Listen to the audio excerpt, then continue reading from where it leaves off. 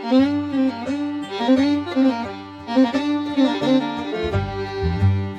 y'all, so today's video is kind of inspired by recent events, with things kind of getting interesting. A lot of people are talking about carrying backup guns, and the pocket pistol is kind of the preferred way to carry a backup gun for a lot of people. And with a lot of people also staying home, a lot of people, if they do carry a gun at home, pocket pistol is a great at-home gun. Lightweight, small, all that. So I wanted to compare pocket revolvers versus pocket pistols. And what I'm going to do is I'm going to compare them by four main things: capacity, concealment, firepower, and accessibility. So I'm going to show each of these things, compare the two types, and we'll see which one comes out on top. With that being said, let's go to the bench.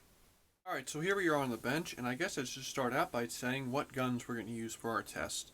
So we're going to use for the pistol, we're going to use the Car CW380. It's a nice little 380 pistol, and generally considered to be one of the smallest 380 pistols currently on the market. Now, for the revolver, we're going to use the Smith & Wesson 638. This is a 38 Special plus P, and also generally considered to be one of the smallest 38 Specials on the market. Now, there are, of course, smaller guns in smaller calibers, but in my experience, 380 and 38 Special are pretty much the most common calibers you'll see in a pocket gun, and at least in my opinion, by far the generally most effective power to weight ratio, all that available. So those are what we're going to use. Let's get into the video. Now, as far as capacity, the capacity semi-automatic pistol is usually going to win hands down. And I'm looking at your LCPs, your cars, stuff like that. Generally are going to be higher capacity. This little car is a 6+1 in 380, right? Whereas this, your 5-shot snub nose, is of course only 5 shots. So generally your semi-automatic pistol is going to beat out a revolver in capacity. Now, whether or not that actually makes any difference is of course up to you, but generally if you're looking for more rounds, your semi-automatic pistol is usually going to win. Now, there are some revolvers that are 6-shot, such as the Colt Cobra, but they are a little bit bigger, and again, then you get into trade-off of concealability versus capacity. So with that, we're going to give capacity to the semi-automatic pistol. The next category is concealment. And again, the semi-automatic pistol is usually the more concealable of the two. Compared to a revolver, there, of course, is no cylinder, and they're generally thinner. As you can see there, while most of this is actually thinner than the car, that cylinder is about double the thickness in that one spot. Now, whether or not that matters is, of course, up to you and how you carry, but if you're looking for the absolute smallest package, semi-automatic pistol generally is going to win. With that being said, let's see how they look in the pocket. We are once again at crotch cam, and I'm going to show what each of these look like in the pocket. Now, I have cheap Uncle Mike's universal holster, which is pretty much the only Uncle Mike's holster I recommend, is their cheap little pocket holsters. But after about 20 minutes, I could not find it, so I'm going with the official tactical reason for not using a holster, because all holsters are different, going to print differently, so better to just show the guns in the pocket themselves rather than with a holster, because I know some people don't carry with a holster. So we're just going to use the guns themselves. So we're going to start with the car, right? Good little representation of a semi-automatic pistol. And I'm going to slip that in my pocket. And you can kind of see, I don't know how well it shows up, but it basically disappears. Even when I pull my leg up, kind of. I mean, there's obviously something in my pocket, but it does not really print much as a gun, and the pocket swallows it up.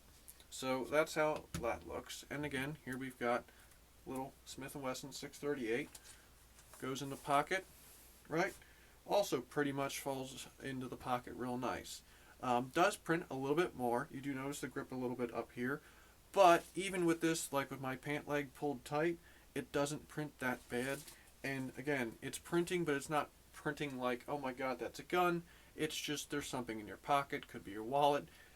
could be your keys, could be a banana, nobody knows. But so they don't, neither of them print terribly, and especially once you do get a holster, which most holsters help conceal the gun, disappears in your pocket, no big deal. So that's what they look like in a pocket. This is just jeans pocket, which the other thing I should probably mention is once you go to like a more relaxed fit pair of pants or shorts, they'll probably even conceal better. So let's go back up to the bench.